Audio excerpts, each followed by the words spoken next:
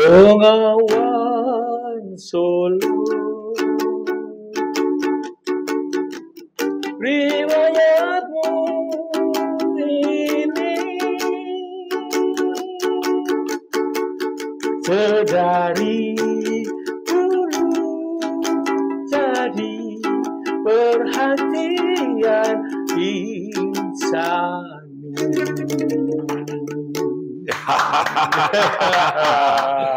Aduh. Halo Indonesia. Terima kasih. Saya pada kesempatan ini sangat berbahagia karena saya kedatangan seorang sahabat lama saya nih yang sudah dulu pernah bergabung sama saya di satu tempat kerjaan yang sama ya.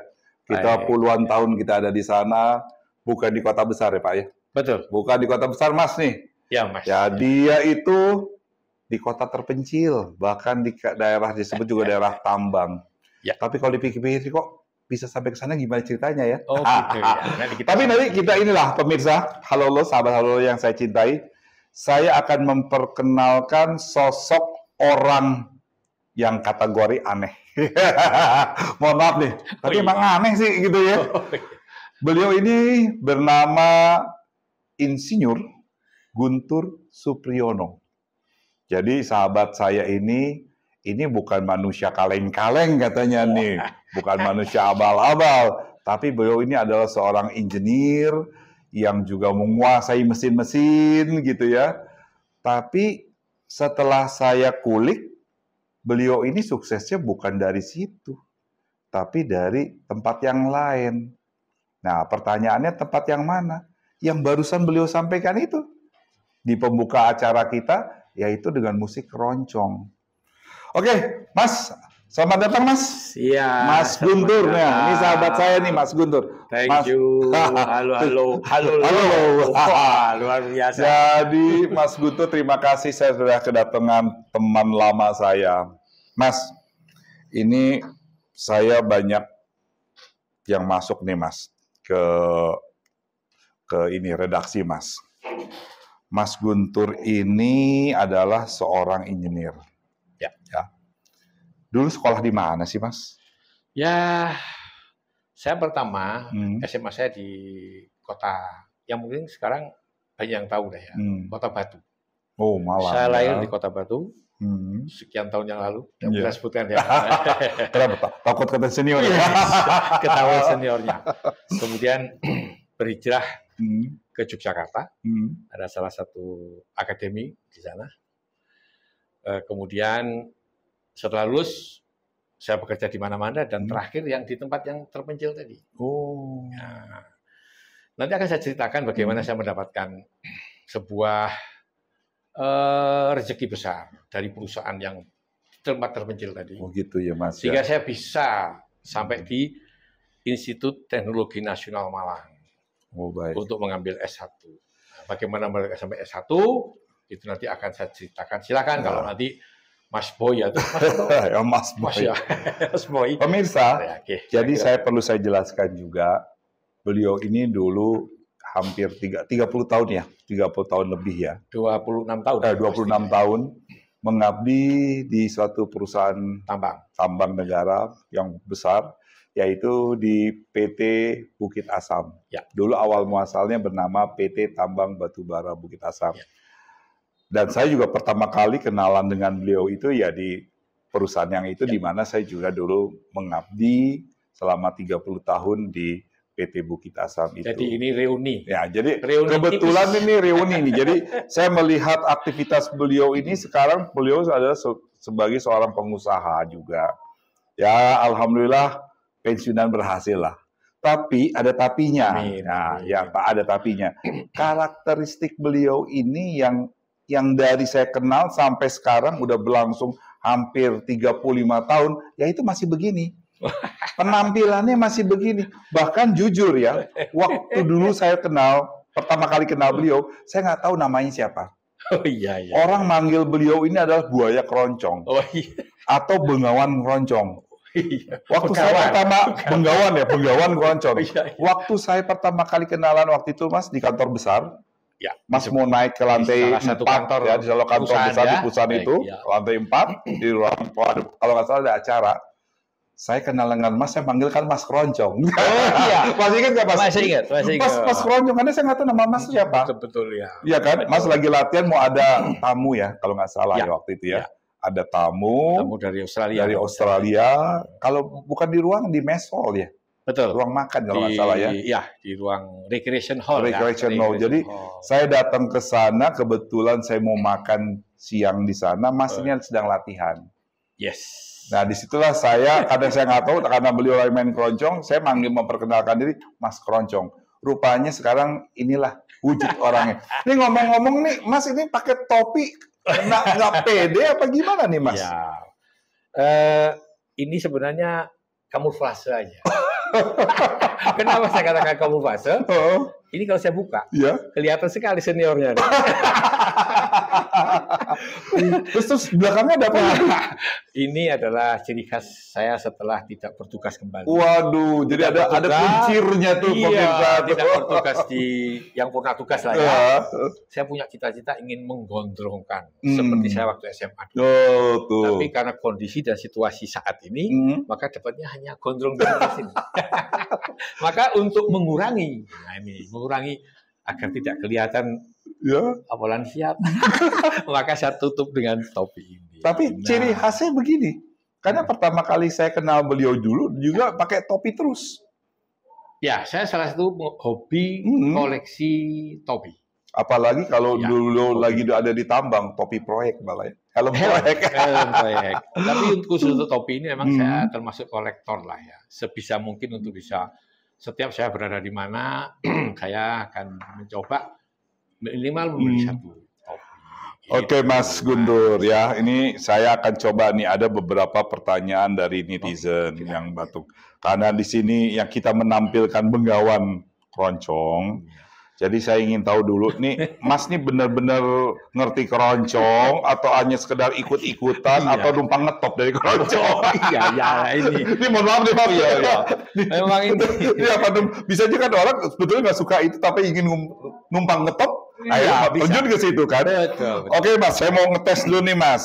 Ya, ini ngetes nih Mas. Ya, siap. Kalau Mas benar-benar memang ngerti keroncong, ini berawal dari keroncong menuju kesuksesan nih tema kita. Karena terus terang dari keroncong Mas jadi sukses dan dikenal orang. Ya, yang jadi pertanyaan nih. Ini salah satu, ini bukan pertanyaan saya, ini pertanyaan netizen ini. Ya. Kita pernah mendengar tentang keroncong. Baik. Ya. Kalau Mas benar-benar seorang yang keroncongis, pasti harus keroncongis nih. Mas harus tahu dong. Saya yang menanya nih Mas. Yakinkan kepada pemirsa Halolo, ya, apa sih keroncong itu Mas? Silakan Mas. Ya. Ini uji ini loh Mas.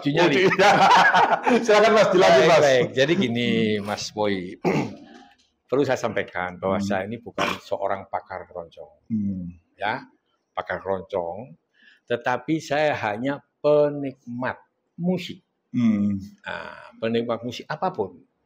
Tapi lebih menuju ke peminat atau penikmat dari musik genre keroncong. Jadi mohon maaf para pakar keroncong di seluruh Indonesia, di seluruh dunia bahkan ya. Karena di Indonesia ini ada namanya HAMKRI. Apa itu? Himpunan Artis Musik Keroncong Indonesia.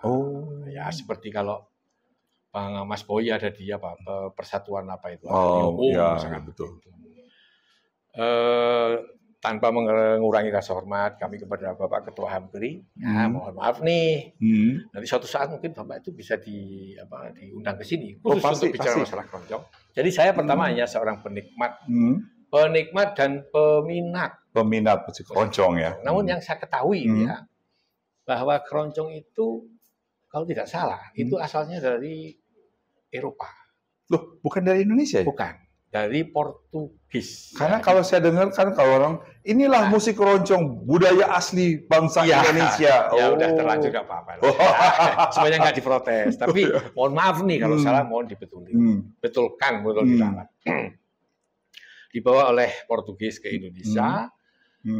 Dan mungkin Mas Boy pernah dengar keroncong Tugu ya. Keroncong Tugu itu di Tanjung Priok. Oh gitu ya. Itu khas musik keroncong yang khas dibawakan oleh, maaf nih, saudara-saudara kita yang masih ada hubungannya dengan Portugis. Ada namanya keroncong Tugu. Kemudian menurut yang saya ketahui, keroncong ini kemudian berasimilasi dengan budaya di Indonesia.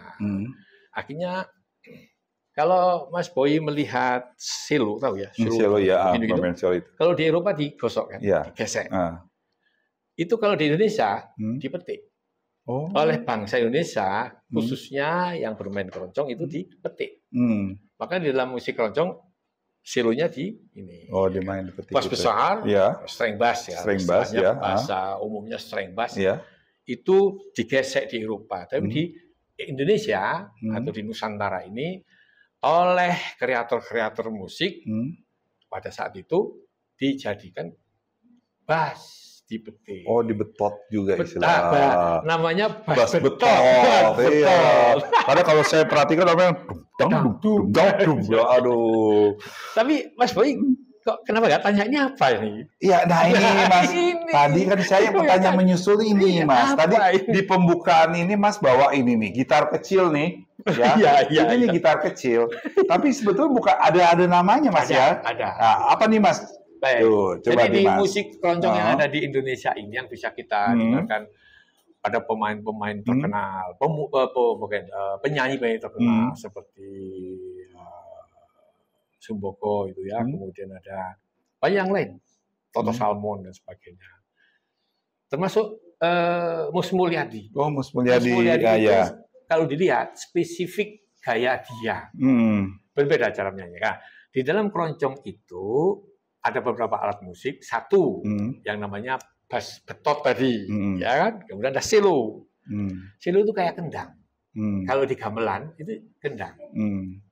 Kemudian ada biola, biasa itu kan biola ya. Kemudian ada flute, flute yang begitu, flute itu. Kemudian ada yang namanya cak, ya cak itu turun. Lah ini, namanya cuk. Atau ukulele.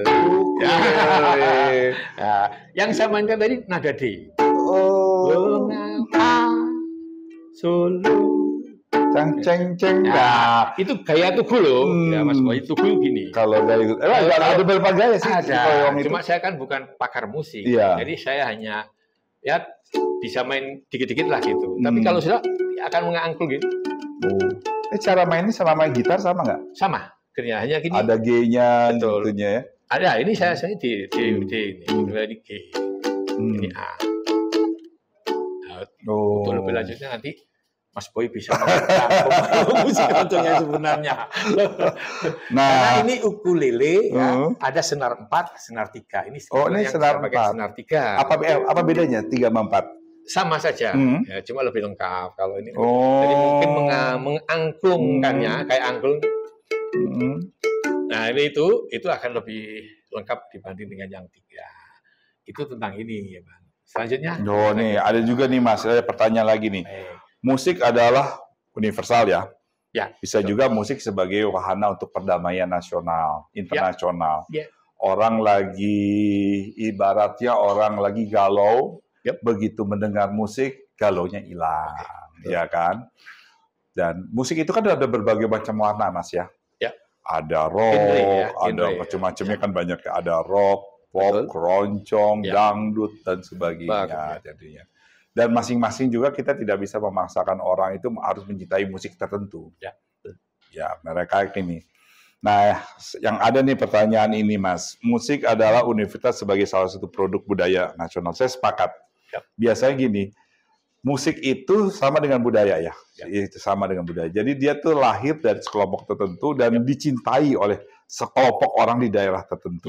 Dan dari kelompok itu kalau misalnya musik itu memang benar-benar nyaman dan enak, dia akan menyebar kemana-mana. Ya kan? Jadi maka musik itu dapat dinikmati oleh siapa saja. Jujur ya, saya memang sebetulnya tidak terlalu minat dengan keroncong. Tapi begitu Mas menyanyikan keroncong, kok kayaknya enak untuk biar tidur gitu ya. Itu kan membuat satu rangsangan, wah ini mungkin bisa juga kan musik dijadikan terapi pengobatan? Bisa. Saya dengar musik Mozart itu bisa untuk untuk bayi kalau saya. Betul. Mohon maaf nih saya nggak bisa menjelaskan lebih lanjut betul, karena saya bukan pakarnya. Iya. Namun gini ya Om ya, Mas Boy ya. Saya biasa bilang Om soalnya. Jadi Mas Boy, keroncong itu memang agak spesifik gitu ya. Banyak di antara penyanyi yang saat ini boleh dikatakan beberapa waktu yang lalu dah ya, itu menjadi seorang penyanyi handal, dimulai dari keroncong. Keroncong itu ada khas soalnya kan. Iya. Yang saya nyanyikan tadi itu adalah Bengawan Solo. Ya, Bengawan Solo karangan Pak Gesang almarhum. Itu sebenarnya bukan keroncong, tapi langgam. Langgam itu seperti gitu. sempalan dari keroncong. Kalau tidak salah ya, karena keroncong seperti contohnya keroncong Tanah Airku, Bandar Jakarta, kemudian keroncong Morisco, ya, itu adalah keroncong di mana itu adalah iramanya abadi. Ketika saya menyanyikan keroncong Tanah Airku, Mas Boy menyanyikan Bandar Jakarta, bisa dalam satu pemusik rangkaian para pemusik, kita berdua bisa bernyanyi bersama. Oh iya. Cuma masuknya aja beda-beda. Beda, tapi iramanya keroncongnya ya itu saja. Gitu. Tapi kalau langgam beda. Langgam Bengawan Solo. Ada nggak kalau keroncong yang suara-suara yang menekik tinggi? Itu namanya improvisasi. Improvisasi ya. Improvisasi. Memang ada namanya cengkok dalam bahasa kami ya, dalam bahasa keroncong itu ada cengkoknya. Misalnya gini, Bengawan Solo. Nah itu cengkok itu. Riwayatmu dulu. Nah itu cengkok itu. Jadi ada tapi bukan bisa. Tapi itu lebih lanjut kepada yang betul. Aja, tapi saya jujur ya Mas ya. Dulu kebetulan ada kakak saya sepupu. Ini masih seputar keroncong nih. Ya, masih seputar keroncong. Belum sampai ke topiknya nih. Belum. Jadi saya mau nanya. Jadi gini Mas, dulu kalau nggak salah festival musik ya, untuk jadi populer itu kan dulu TVRI ya, tahun-tahun era tahun 70-an. Jadi dulu kakak saya kalau nggak salah seangkatan dengan Mbak Hetty Koes Endang. Ya, bintang radio dan televisi. Bintang radio dan televisi waktu itu ya, namanya tahun 70-an itu 73, 74 ya. Itu kalau nggak salah kakak saya tuh sama-sama dengan penyanyi terkenal Mbak Hetty Koes Endang. Oh iya. Nah, waktu itu kalau tidak salah ya, saya masih coba mengingat gitu ya, mengingat benar nih tapi pemirsa. Sebelumnya itu adalah pop ya. Ya, jadi dia itu untuk bisa tampil, dia harus menyanyikan satu lagu wajib keroncong. Oh ya. Jadi lagu popnya ada dan keroncongnya ada. Karena kalau nggak salah keroncong dianggap sebagai musik asli Indonesia.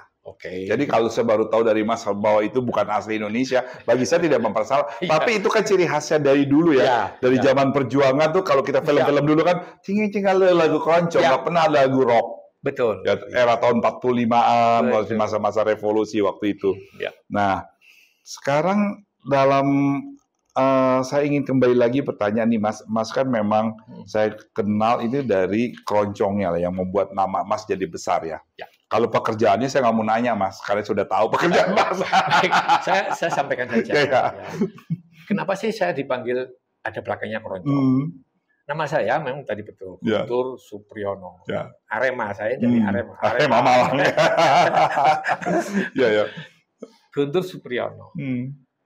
Tapi karena saya dulu waktu sama-sama di daerah terpencil sana tidak ada hiburan, maka saya berinisiatif membuat sebuah grup keroncong remaja. Kawan-kawan yang dari daerah-daerah yang bekerja di sana, yuk kita kumpul yuk.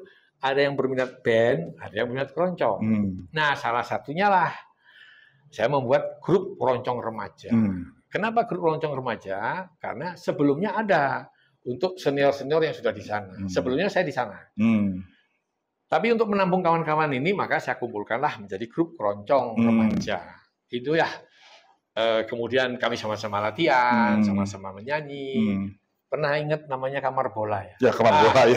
Itu panjang ceritanya. Nanti kalau Mas Boy ketemu dengan orang Bukit Asam, tanya sendiri deh. Bukan itu masalahnya. Oke?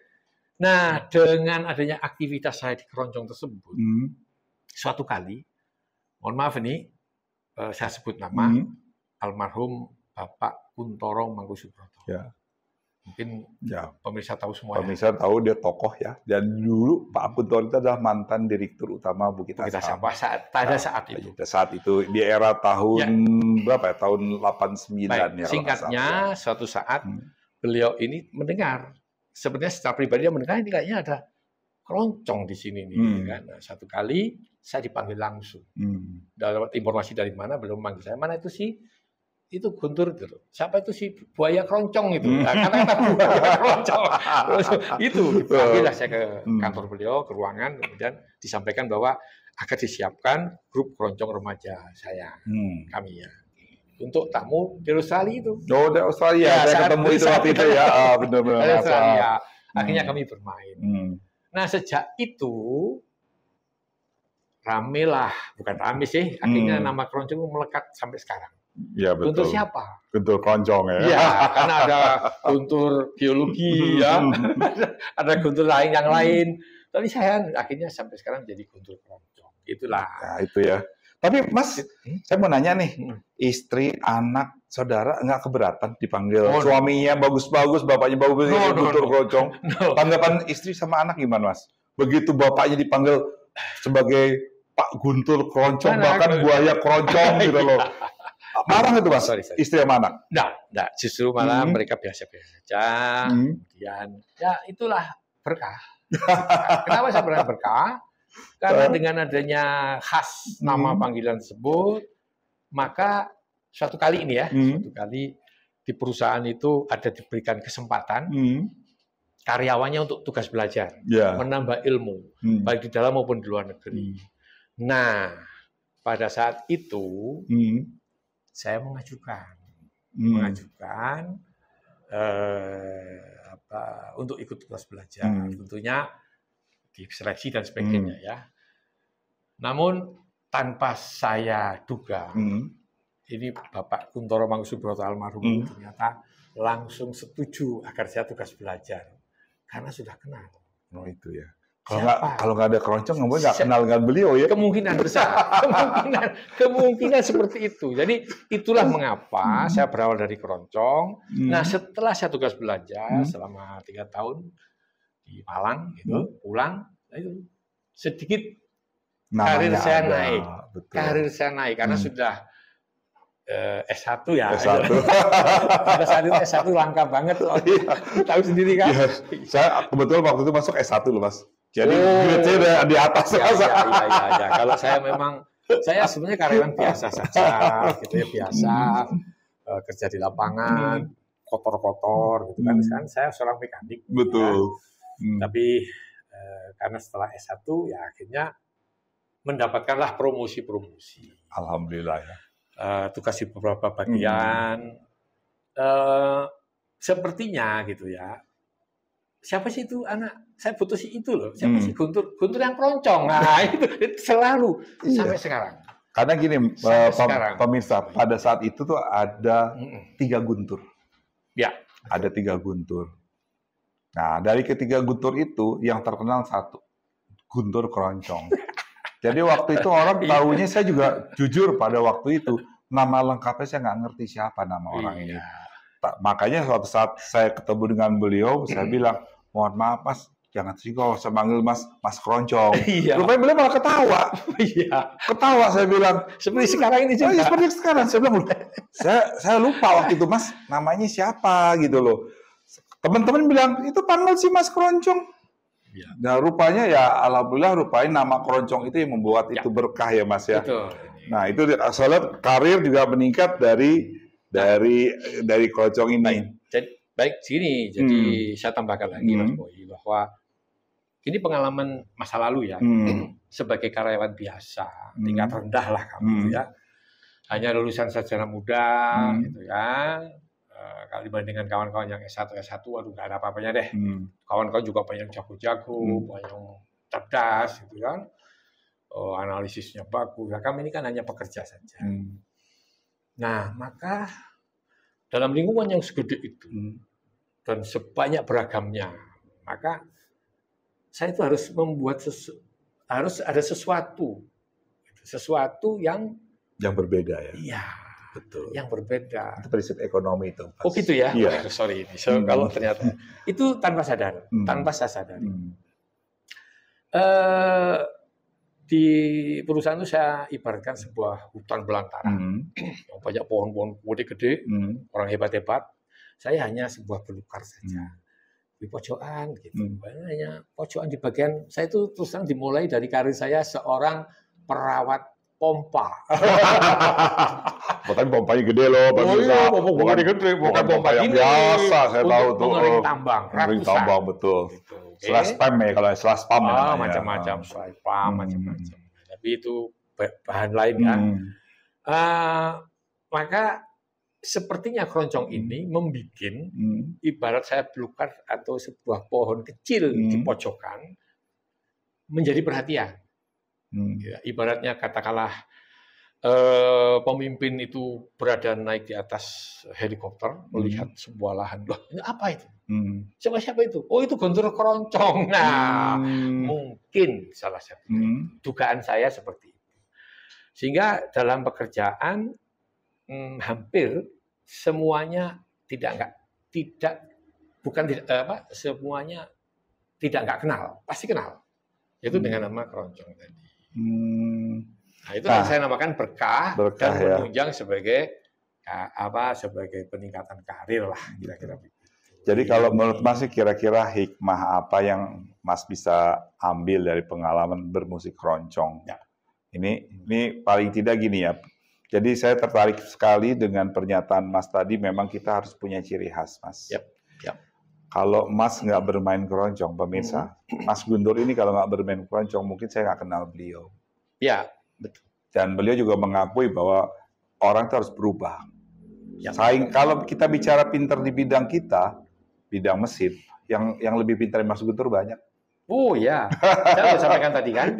Yang lebih pintar Mas Guntur banyak. Di sana orang canggih-canggih gitu ya. Canggih. Iya. Tapi ciri orang ini kan harus spesifik, Mas. Jadi orang itu jadi bisa mempromosikan diri dari kepintarannya dan juga bisa mempromosikan diri dari kebisaannya. Nah, kebetulan Mas Guntur ini bisa dan bisa memanfaatkan kesempatan yang itu. Nah, jadi namun demikian begini. Jadi walaupun saya keroncong itu hanya sebenarnya sebagian saja. Seperti Mas Boy katakan apa sih hikmahnya ada musik keroncong. Yang jelas satu ya, saya terhibur. Betul. Di daerah terpencil, yang itu saja kerja jam 5 masuk, pulang jam 7. Betul. Kadang-kadang kalau lembur, ada masalah di lapangan, itu bisa sampai jam 12 jam 1.